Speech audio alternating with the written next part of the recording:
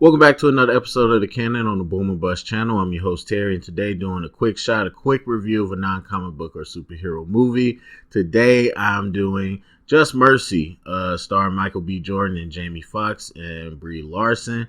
This is a movie based on a true story about a young, recent Harvard graduate lawyer that goes down to Alabama and works with people on death row and works with a particular case to get this man off death row that he believes is innocent, and everybody's determined to keep this man on death row. So yes, I really enjoyed this movie. It took me a while to finally get around and go see it, but it was one I was very excited about when I heard about it announced.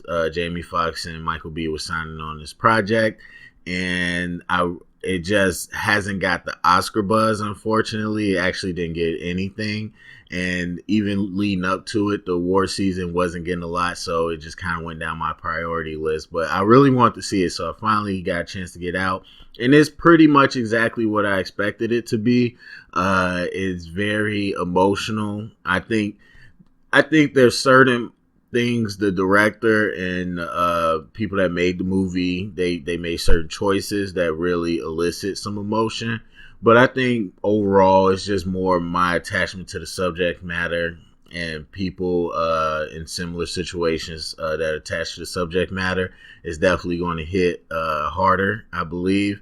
And so these types of movies definitely get me in the field. So it did that, but you did get really good performances, and I think Jamie Foxx was great. His role was not the biggest, but everything he did was the anchor to the movie, where you had to be attached to his character and you had to be attached to his story.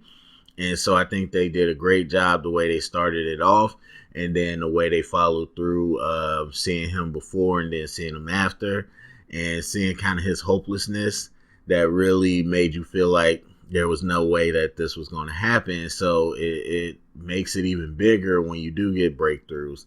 And then Brie Larson, I thought, did a really good job as a supporting role as well. All the supporting characters, I think, did good jobs. I mean, the two people on death row with Jamie Foxx was O'Shea, and then I forgot the other actor's name, but he's been in everything, and they did an amazing job showing their relationship between the three.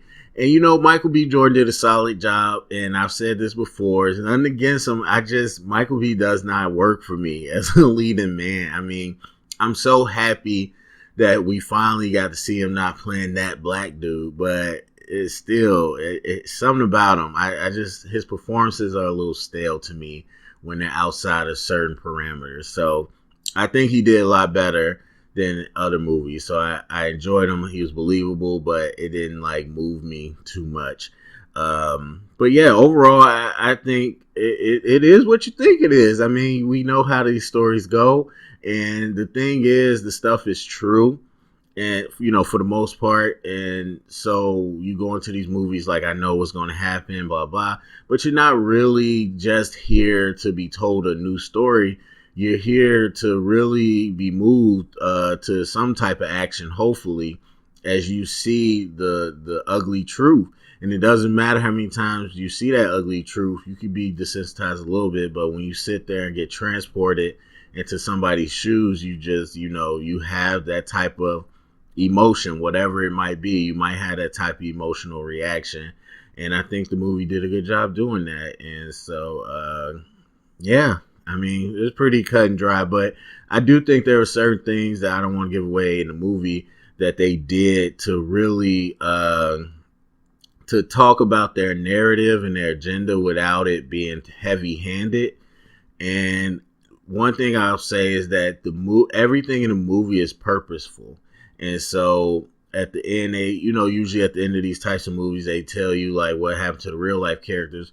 But not only that, they show you almost every character you see in the movie that has significant screen time is chosen for a reason. Like this specific story and the way they chose who they put in there was very much intentional, and they very much did their homework on each and every person that they're putting on the screen.